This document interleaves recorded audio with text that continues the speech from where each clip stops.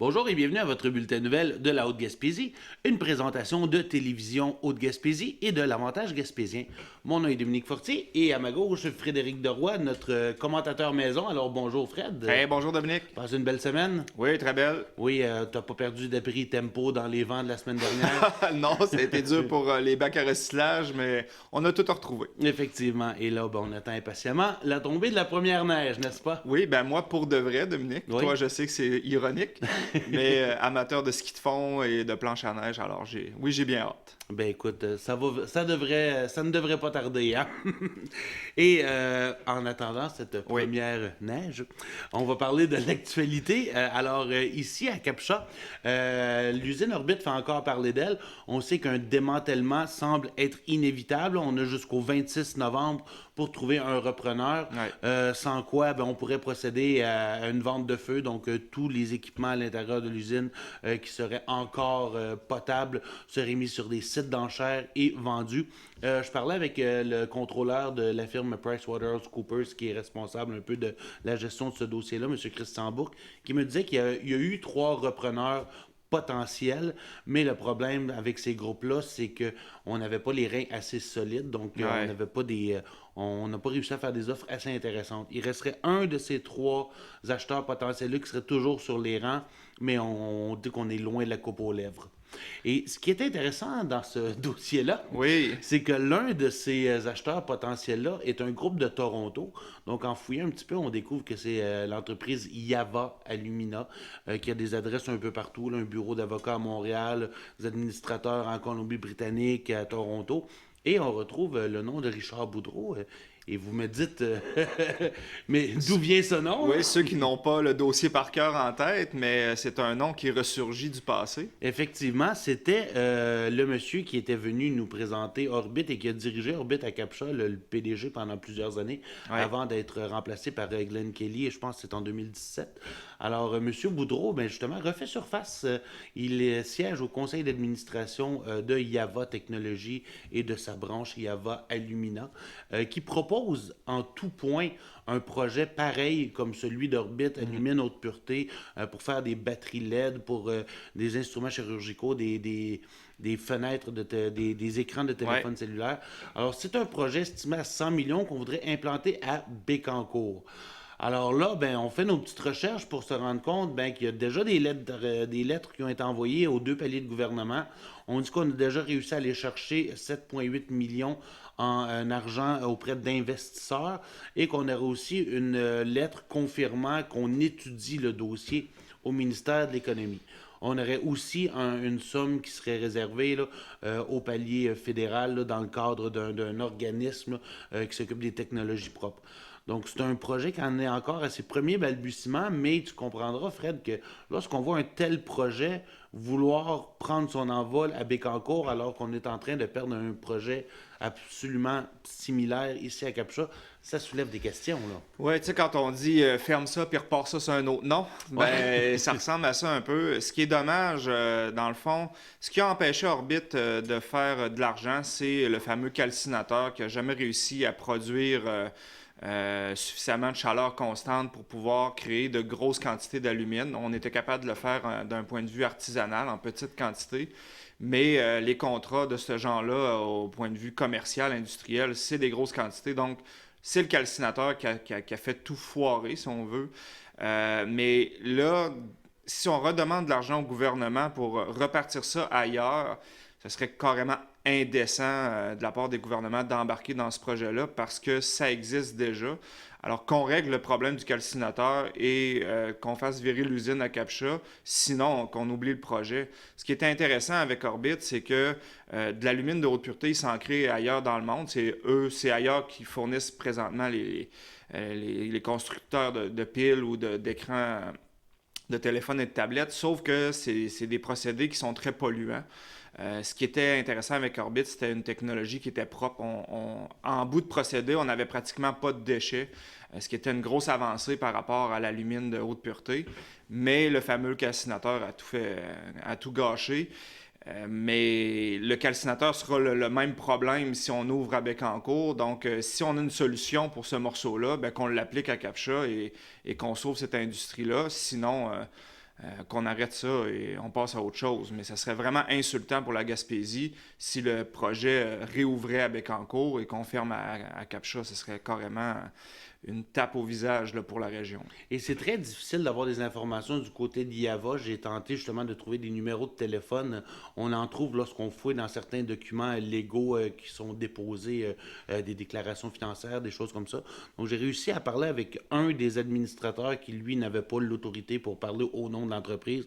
Donc on me dit, envoie-moi un courriel, je vais l'envoyer à la personne responsable et si, s'il daigne, il vous répondra, ce qui n'a pas été le cas. Donc on ne sait pas beaucoup de choses sur cette entreprise-là, mais si on fait le même procédé, là on parle qu'on est en attente de brevet, donc en quel point ça se ressemble, à quel point qu'on utilise la même technique, à quel point que M. Boudreau a amené une expertise provenant d'Orbit chez cette nouvelle entreprise-là.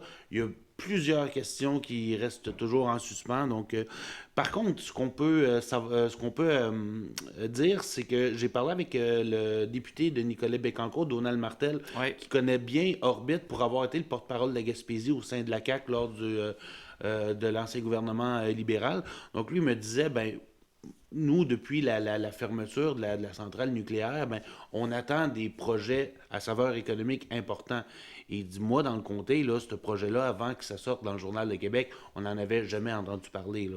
Donc, ça semblait être nouveau, absolument. Et même son attaché presse me disait, tant qu'on n'en sait pas plus là-dessus, ce n'est pas un projet pour lequel on fonde beaucoup d'espoir. Moi, j'ai vraiment l'impression que cette nouvelle entité-là va à la pêche. Donc, essaie d'avoir de la couverture médiatique, créer un intérêt, essaie de montrer au gouvernement qu'il y a quelque chose qui se passe pour aller chercher de l'argent.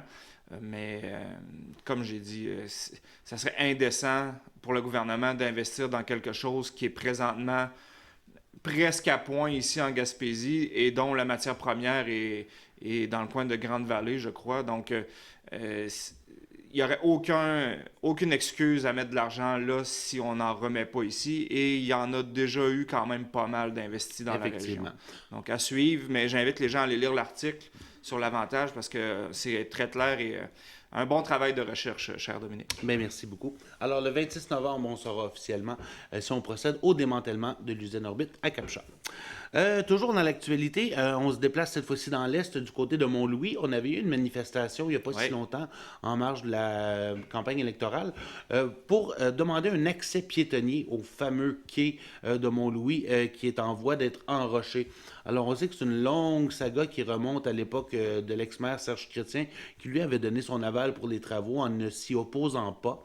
Alors, on sait qu'à l'époque, un groupe de citoyens demandait davantage d'avoir une espèce de port de refuge, une marina, un éperon, du moins, pour le quai, histoire d'en faire quelque chose d'autre qu'un mur de roche.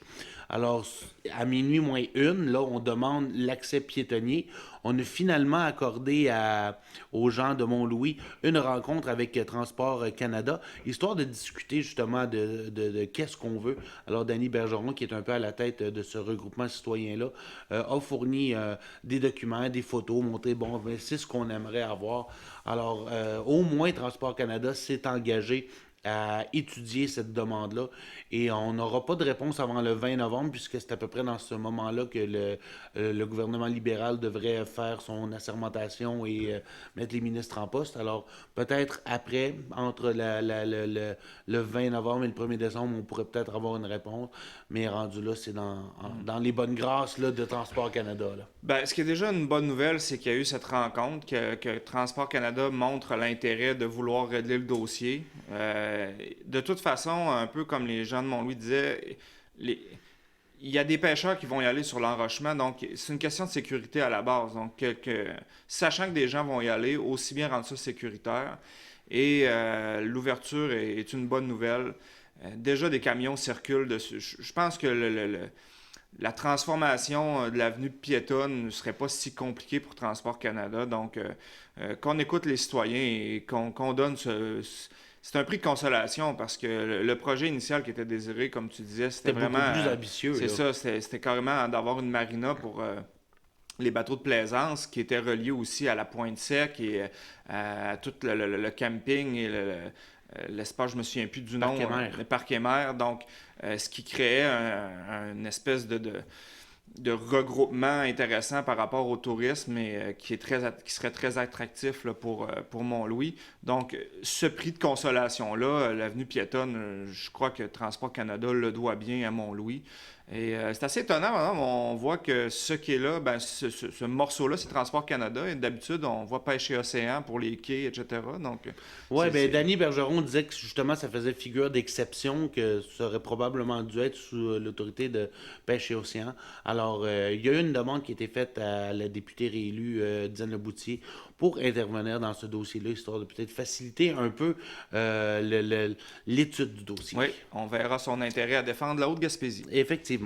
Alors, on poursuit cette fois-ci avec une nouvelle qui revient dans l'actualité et ça fait pas très longtemps. Oui. On sait que pendant la campagne électorale, la candidate néo-démocrate Lynn Beaulieu avait demandé à ce qu'on ait un point de service pour les anciens combattants en Oui. Gaspésie, histoire de venir en aide à ces gens-là dont le port d'attache le plus proche était à Campbellton, mais depuis qu'on a transformé ce point de service-là, ben, le port d'attache devient à Québec. Alors, ça fait très loin pour des gens de Gaspé, de Capcha, pour avoir un contact direct, de devoir passer Effectivement. par Québec. Alors, la demande est réitérée par Mme Beaulieu. Elle dit, maintenant que l'élection est finie, ben écoute, c'est à titre de citoyenne engagée que je demande, voulez-vous, s'il te plaît, faire de quoi pour nos anciens combattants? C'est quelque chose qui m'a beaucoup touché pendant la campagne, c'est ce que Mme Beaulieu dit. Alors, on interpelle Mme Leboutier à ce sujet-là. Je me suis entretenu brièvement avec l'attachée presse de Mme Leboutier. Elle me dit, elle aussi, un peu comme Transport Canada, ben, avant la sermentation, ben, on ne réagira pas à grand-chose.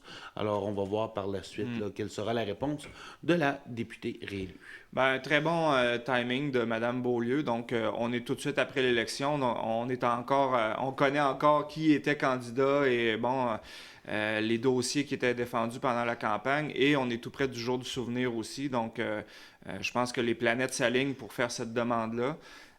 Nous verrons aussi lors de la sermentation si nous avons toujours une ministre dans la région. Effectivement. C'est suspense. Donc, mais Mme Leboutier devra se prononcer sur quelques dossiers et prouver qu'on a fait le bon choix lors de l'élection. Et sur cette note, on poursuit avec une autre nouvelle, une bonne nouvelle. C'est un petit gars d'ici, comme on dit. Oui. Le psychologue Thierry Verts, qui a été invité à participer à un congrès qui se déroule à Montréal. Et c'est un congrès qui attire des psychologues de partout à travers le monde, là, de Japon, de Russie, un peu partout en Europe. Et il a été invité pour donner un atelier conférence interactif avec les membres là-bas sur son approche psychologique qui se veut d'abord axée sur les solutions. Oui. Alors, contrairement aux méthodes plus classiques où on tente d'aller fouiller dans le passé trouble des patients. Oui, ben, de mettre la faute sur le père ou la mère. Effectivement. Alors, au lieu d'aller fouiller dans les démons du passé, ben, lui, il propose de se projeter dans l'avenir. Bon, comment tu te vois dans 2-3 ans et on va travailler sur comment en arriver à cet objectif-là. Donc, c'est une approche dite basée sur les solutions et non pas justement sur aller régler les problèmes du passé nécessairement. Donc, c'est une approche un petit peu différente qui se veut un petit peu plus positive. Au lieu de faire pleurer quelqu'un dans son bureau pendant des heures, ben, on essaie Une approche qui coûte moins cher en mouchoir, probablement. Ben, probablement lui faire visualiser quelque chose de beaucoup plus positif. Oui. Alors, c'est un peu dans cette optique-là qu'il a été invité à donner cette conférence-là à Montréal. C'est une première pour lui. Et Thierry Verts, on sait, c'est un nouvel arrivant de la Haute-Gaspésie depuis maintenant 11 ans. Il venait de Belgique. Il était arrivé avec ses enfants. Alors, et sa conjointe de l'époque. Donc, c'est une belle intégration qu'on voit, Oui. puisqu'il a travaillé déjà au sein du CIS Gaspésie et au sein de la commission scolaire des Chic-Chocs. Maintenant, il est en pratique privée. Alors, on ne peut qu'être heureux de voir justement le chemin parcouru et de voir cette reconnaissance-là qu'il a dès maintenant. Alors, Oui. ben, chapeau à M. Thierry Verts. Et on voit un bel exemple d'intégration d'un immigrant en région. Donc, et voilà, réussite, et ça prouve que ça fonctionne. Effectivement. Alors, on parle parle maintenant rapidement de Mme Irène Coulombe. Qui est Irène Coulombe? C'est fort possiblement la doyenne de la Haute-Gaspésie, âgée de 103 ans. Elle a célébré son anniversaire là, au cours des dernières semaines. Elle habite la résidence Sainte-Anne depuis maintenant une dizaine d'années. Et Mme Coulombe, qui est née en 1916, a 5 enfants, 8 petits-enfants, 9 arrière-petits-enfants et une arrière-arrière-petite-fille. Hey, quand même. Alors, quand même, et Madame Coulombe était la première à dire, mais comment ça se fait que je vis aussi vieille que ça?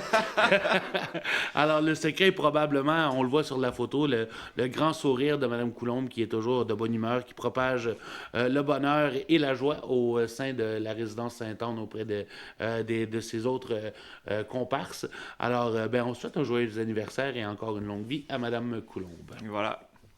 Et on parle brièvement aussi du défilé du Père Noël. Ça revient à Tourelle pour une 3e année consécutive. Alors, Cathy Breton, qui est derrière ça, elle nous propose encore une fois une parade avec plus d'une vingtaine de chars allégoriques, de la musique, de la distribution de friandises, peut-être même des cadeaux, des surprises, des mascottes. Alors, ça se passera sur la rue du Ruisseau le 1er décembre prochain. Ça débute vers 14h30. Il est toujours possible de réserver une place dans le défilé si une entreprise aimerait s'afficher avec un char allégorique. Et on recherche aussi des bénévoles, donc quiconque aurait du temps à donner ou des décorations, des bonbons, peu importe. Alors on peut contacter Cathy Breton, elle est facilement rejoignable sur Facebook.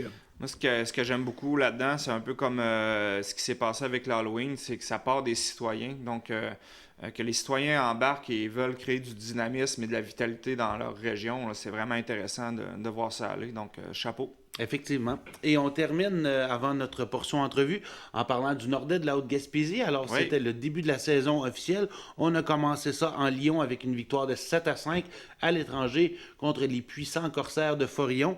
Alors, encore une fois, Benoît Anctil, le joueur vedette de l'équipe, a bien paru en marquant 2 buts et en accumulant 5 passes, donc impliqué dans les 7 buts des siens. Également mentionné Jean-Philippe Marin-Vallée, Guillaume Cyr, Mathieu Letourneau, Anthony Forêt et Alexandre Lévert qui sont aussi inscrits au pointage. Alors, une belle victoire d'équipe et ce, malgré le fait qu'il manquait 5 joueurs qui n'étaient pas en uniforme cette soirée-là. Et on les accueille, ces mêmes corsaires, ce samedi à l'Arena Robert Lévesque de Saint-Anne-des-Monts. Comme on dit, ça sent la coupe. Effectivement. Et sur ça, on fait une courte pause et on revient avec notre portion entrevue de la semaine.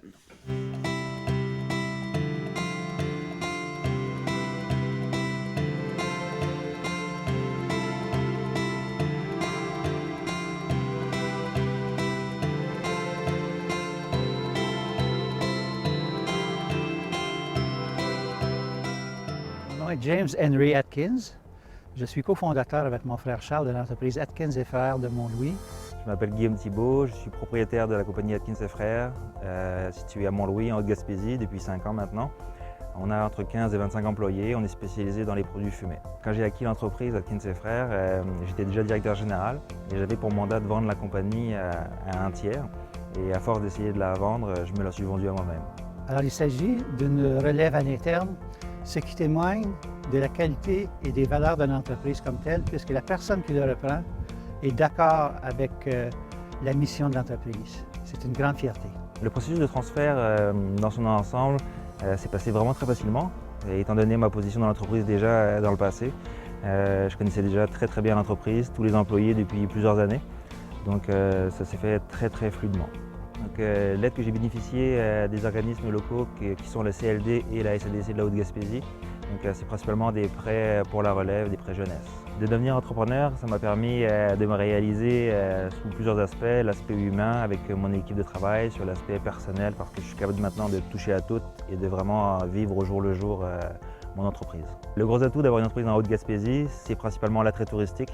Les gens qui viennent en vacances en été sont tous détendus, donc c'est très agréable. En Haute-Gaspésie, il y a vraiment énormément de place pour créer des entreprises. Et si quelqu'un veut venir s'installer ici pour travailler, qui est prêt à se relever les manches, je le dirais viens-t'en.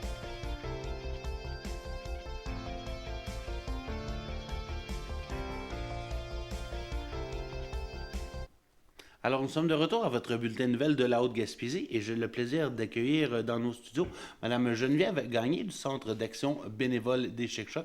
Alors, bonjour, Mme Gagné. Bonjour, messieurs. Et vous êtes présente avec nous aujourd'hui pour nous parler du prix Hommage bénévolat. Alors, c'est un peu vous qui avez le rôle de porte-parole pour la Haute-Gaspésie. Oui. Alors, quel est justement votre rôle et qu'est-ce qu'on cherche à faire là, justement là, à partir de ce moment-ci? Bien, en fait, notre rôle, c'est de diffuser l'information, surtout au niveau de ce prix-là. C'est la plus haute distinction qui est donnée au niveau du Québec, dans le fond, pour les bénévoles. Là, on parle des bénévoles. Moi, je suis au Centre d'action bénévole, mais il y a des bénévoles dans toutes les sphères, en fait.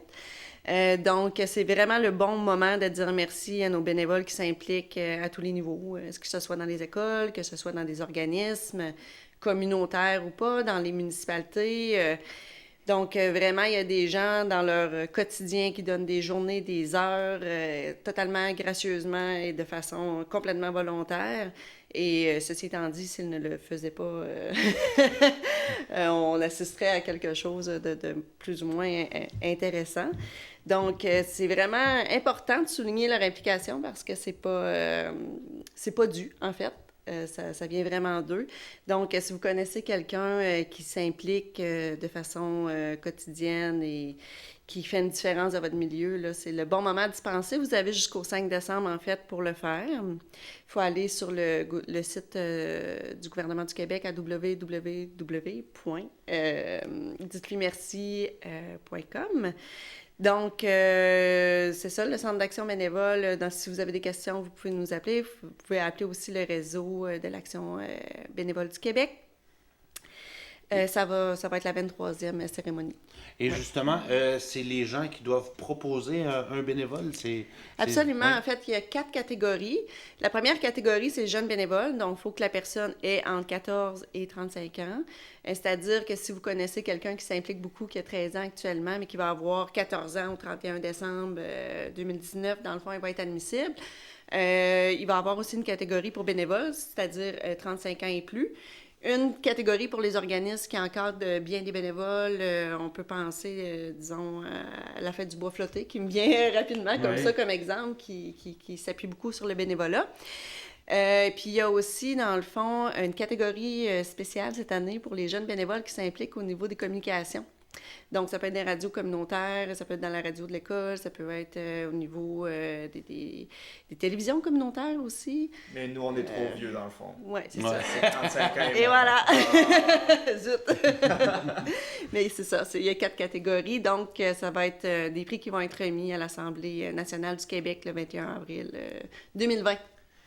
De mémoire, il y a quand même une espèce de présélection. Il y a des gens qui sont mentionnés pour la région et certains iront dans les ligues majeures pour le prix au Québec. C'est ça, tout à fait. Il y a un comité national, en fait, qui va analyser les candidatures post-5 décembre 2019 pour remettre des prix, dans le fond, le 21 avril. Il y a à peu près 40 candidatures qui sont retenues au niveau du gouvernement du Québec, donc partout à travers le Québec. Donc, ça se peut qu'il y ait des gens qui ne soient pas retenus, là, mais c'est vraiment selon des critères qui sont établis au niveau national. Et là, on prend soin de prendre des porte-paroles dans chacune des MRC, puisqu'on aimerait avoir des candidatures pour l'ensemble des MRC. Là. C'est ça, tout à fait. Donc, dans le fond, chacune personne, toutes les personnes, même les municipalités peuvent en parler lors de leur conseil municipal, là, que c'est le bon moment de remercier justement les gens qui s'impliquent dans leurs organismes locaux. Et vous voyez justement dans le cadre de votre travail plusieurs bénévoles œuvrer. C'est quoi la qualité d'un grand bénévole, d'un bon bénévole? Ah mon Dieu, je vous dirais que le trait commun des bénévoles, c'est vraiment le don de soi. C'est des gens qui ne comptent pas, ils ont le cœur... c'est sans limite, en fait. Là. Même nous, je vous dirais que notre plus grand défi au Centre d'action bénévole, c'est à quelque part de protéger nos bénévoles parce que c'est des gens qui disent oui souvent. Donc, c'est des gens qui sont très volontaires. C'est le volontariat est assurément le trait commun de tous les bénévoles. Ouais. Et justement, juste au Centre d'action bénévole, on peut parler de combien de bénévoles qui sont actifs? Oui, bien en fait, nous, on a 89 bénévoles qui sont dispersés dans 6 services différents. Donc, il y a à peu près entre 20 et 30 bénévoles par service. C'est sûr qu'il y en a beaucoup à l'accompagnement transport, mais il y en a beaucoup aussi à l'envolée. Je regarde M. Deroy qui en fait partie, qui s'implique beaucoup. Il y en a beaucoup aussi les visites d'amitié. On a beaucoup de bénévoles qui vont chez les personnes âgées pour leur tenir compagnie là, dans le quotidien. On a les popotes aussi. On est en train d'implanter des popotes. Donc là, on va ajouter encore des bénévoles à notre organisation. Donc, c'est ça. On en a 89 très actifs et impliqués. Ouais. Chez les retraités, on a quand même, on va chercher une bonne banque dans les retraités, mais il y en a quand même quelques plus jeunes. Là. Je peux plus, même quand on a plus que 35 ans, on peut pas dire qu'on est Non, jeune. c'est terminé. Il n'y a pas seulement les Selon le retraités, gouvernement. mais les retraités comptent pour beaucoup. Mais il n'y a Absolument. pas seulement les retraités, on compte un peu plusieurs tranches d'âge là, chez les Absolument. bénévoles. On voit un renouveau, nous, au Centre d'action bénévole. Là, en fait, c'est qu'il y a certains profils de bénévolat. On n'a pas nécessairement le même profil quand on fait de l'accompagnement transport que quand on fait de l'envolée. C'est une autre forme de bénévolat que de la popote aussi. Mais on voit vraiment un renouveau des jeunes professionnels qui s'impliquent, même des fois qui vont impliquer leurs enfants pour tenir, dans le fond, donner assistance à des gens plus âgés. C'est vraiment C'est une belle surprenant nouvelle. et c'est une très belle nouvelle, en fait. Ouais. Et peut-être rappeler en terminant comment inscrire un bénévole et la date limite. Oui, la date limite, en fait, c'est le 5 décembre. Pour inscrire le bénévole, il faut vraiment se rendre. Il y a un formulaire sur le site internet www.dites-lui-merci.com.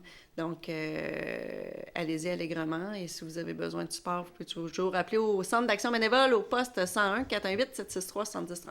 Et il nous reste encore quelques minutes. Cette semaine, une autre cause qui tient à cœur au Centre d'action bénévole, c'est la semaine des proches aidants. Oui, absolument. C'est la semaine des proches aidants actuellement.